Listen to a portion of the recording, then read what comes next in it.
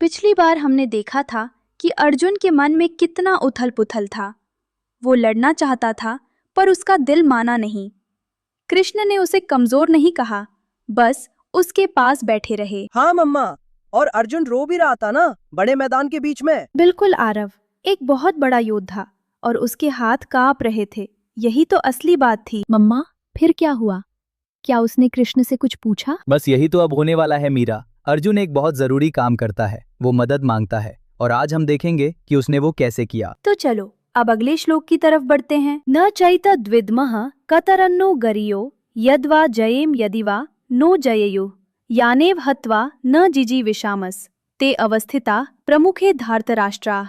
अर्जुन कह रहा है, मुझे समझ नहीं आ रहा कि कौन सी बात ज्यादा सही है। जीते तो क्या मिलेगा, हारे तो क्या होगा, और जिन्हें मारना होगा वो तो वही लोग हैं जिनके बिना जीना भी नहीं चाहता। मम्मा, मतलब अर्जुन को पता ही नहीं कि वो क्या चाहता है। हाँ आरव, वो इतना उलझा हुआ है कि दोनों रास्ते गलत लग रहे हैं उसे। न लड़ना सही लग रहा है, न लड़ना। ये तो बहुत मुश्किल है ना मम्मा, जब दोनों तरफ से दर्द हो। मीरा, ऐसा होता है कभी कभी, जब हर रास्ता कठिन लगे तो दिल घबरा जाता है, और तब ये नहीं सोचना कि कुछ गलत हो रहा है तुम्हारे साथ, बस समझना है कि अभी मुझे थोड़ी मदद चाहिए। पापा, मुझे भी कभी कभी ऐसा होता है, जैसे दोस्त से झगड़ा हो जाए तो माफी मांगू या ना मांगू, दोनों में डर लगता है। बिल्कुल सही पकड़ा तुमने आरव। अर्जुन का दर्द वैसा ही है, बस बहुत बड़े पैमाने पर, और यही श्लोक हमें बताता है कि ऐसे में घबराना नहीं, बल्कि रुककर सोचना है। उलझन महसूस करना कोई कमजोरी नहीं है, ये तो पहला कदम है समझने का। अच्छा, अब देखते हैं अगले श्लोक में अर्जुन क्या करता है। कार्पण्य दोषोपहत स्वभावः पृच्छामि त्वाम धर्म सम्मूढ़ चेताः यच्छ्रेयः स्यान् निश्चितं ब्रूहि तन्मे शिष्यस्तेहं शाधि माम त्वाम प्रपन्नम। अर्जुन कह रहा है कृष्ण से, मेरा मन कमजोरी से भर गया है, मुझे अपना धर्म नहीं सूझ रहा। तुम मुझे बताओ क्या सही है मेरे लिए। मैं तुम्हारा शिष्य हूँ, मैं तुम्हारी शरण में आया हूँ, मुझे रास्ता दिखाओ। मम्मा, धर्म का मतलब क्या है यार? धर्म का मतलब है वो जो सही है करना, भले ही मुश्किल हो, जो हमारी जिम्मेदारी है, जो हमारे दिल और दिमाग दोनों कहें कि यही करना चाहिए। अर्जुन कह रहा है कि उसे अपना वो रास्ता नहीं दिख रहा। तो अर्जुन ने कृष्ण से मदद मांगी? वो डरा नहीं पूछने में? यही तो सबसे बड़ी बात है मीरा। अर्जुन जैसा महान योद्धा भी बोल देता है, मुझे नहीं पता, तुम बताओ। ये कमजोरी नहीं, ये हिम्मत है। हाँ पापा, जैसे मैथ्स का सवाल नहीं आता तो टीचर से पूछना पड़ता है, वो भी हिम्मत का काम है। बिल्कुल, जब कोई कहता है मुझे नहीं पता, मुझे सिखाओ, वो बहादुरी है। मदद मांगना ताकत की निशानी है, कमजोरी की नहीं। और देखो, अर्जुन ने कृष्ण को गुरु माना, कहा मैं तुम्हारा शिष्य हूँ।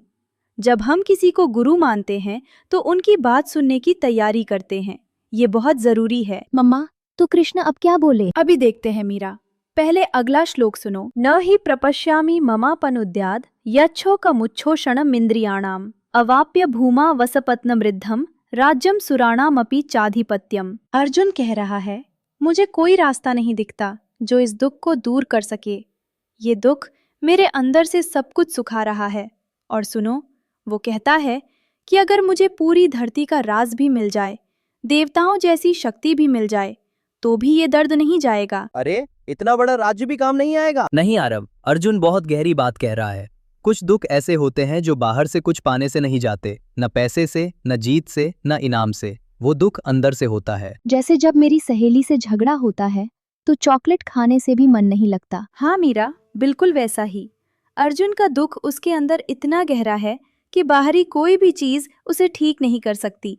इसीलिए उसे असली मदद चाहिए, किसी समझदार से बात करनी है। तो क्या हमें हमेशा किसी से बात करनी चाहिए जब दुख हो? हाँ आरव, अपनी भावनाओं को समझना ये पहला कदम है, और जब हम समझ लेते हैं कि हम क्या महसूस कर रहे हैं, तभी कोई रास्ता निकलता है। अपने दुख को अंदर ही दबाए रखने से वो और बड़ा होता जाता है। और देखो, अर्जुन ने यही किया, उसने अपना दुख छुपाया नहीं, बोल दिया कृष्ण को।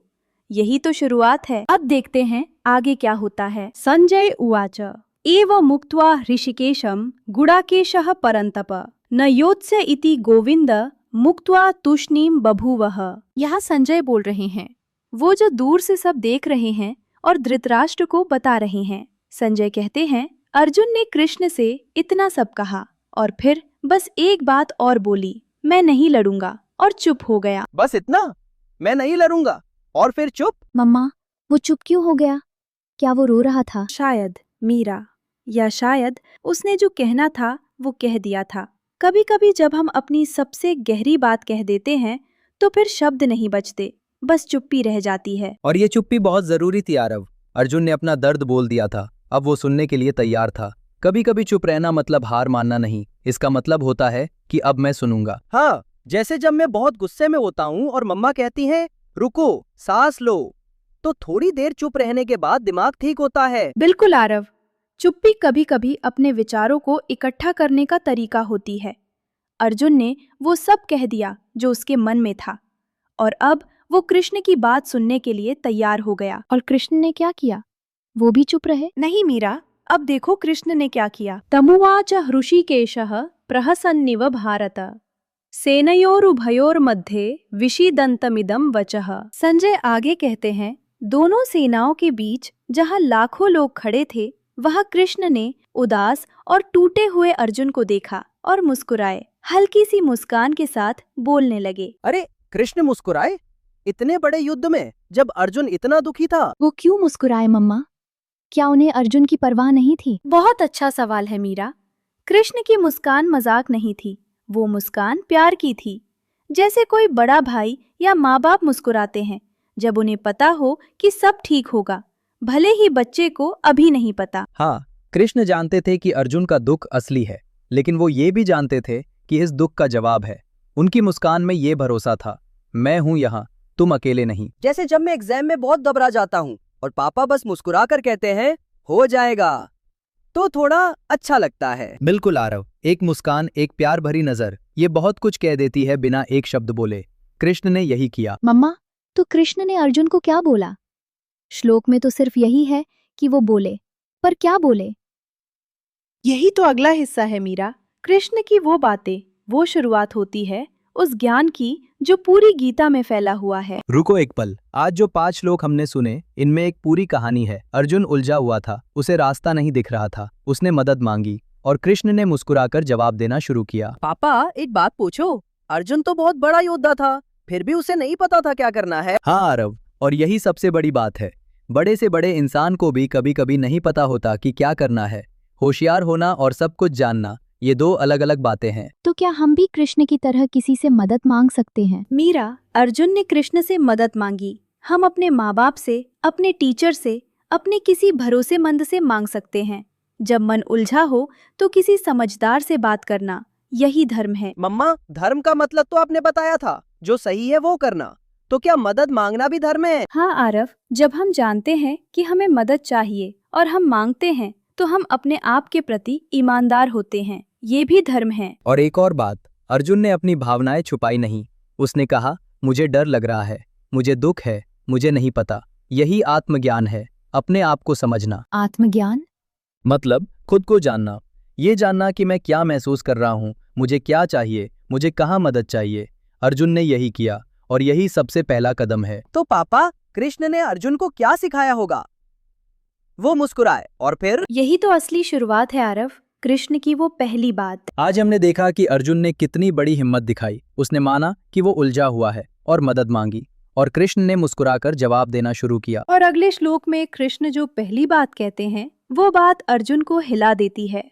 कृष्ण उससे कहते हैं, तुम शोक कर रहे हो उनके लिए जिनके लिए शोक नहीं करना चाहिए। मतलब कृष्ण को लगा कि अर्जुन गलत चीज के लिए दुखी है। पर अर्जुन तो सच में दुखी था ना मम्मा? तो कृष्ण ऐसा कैसे बोल सकते हैं? यही तो सवाल है जो हम अगली बार साथ में पकड़ेंगे।